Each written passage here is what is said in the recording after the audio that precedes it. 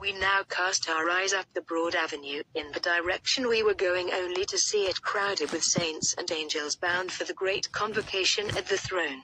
They were in celestial vehicles of various shapes, where they walked peacefully, passionately engaged in joyful conversations and the making friendly encounters along the way. It reminded me on earth of those great occasions in which ancient Israel gathered for the great annual feasts of the Lord in Jerusalem. 500,000 or 1,000,000 people gathered. They came from the cities and villages of the whole Holy Land, but at this celestial feast innumerable hosts were pouring in from all directions.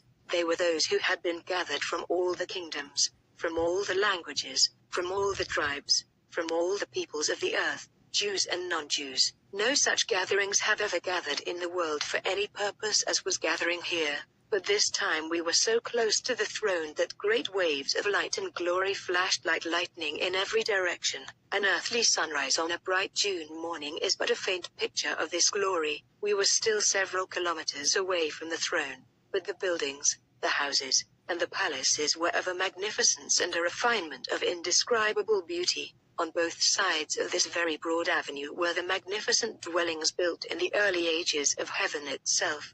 They were then occupied by the saints, who first crossed the threshold which separated time from eternity, for there was a period of eternity where no human soul had walked on these golden streets and boulevards, or enjoyed this celestial glory, but from the days of Abel they began to gather here, with an ever-increasing ratio. I was reminded again and again of our Lord's word on earth, "In my Father's house are many mansions," and truly they had all been prepared by our blessed Lord himself, using angels and men as his helpers.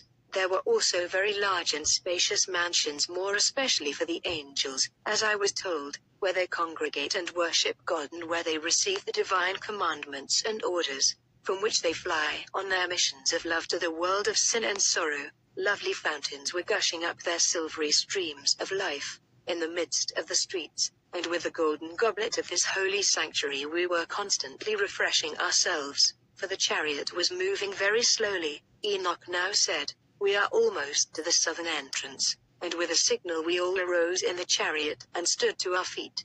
The newer arrivals were so overcome and overwhelmed by the majesty and glory of our surroundings that we began a hymn of praise.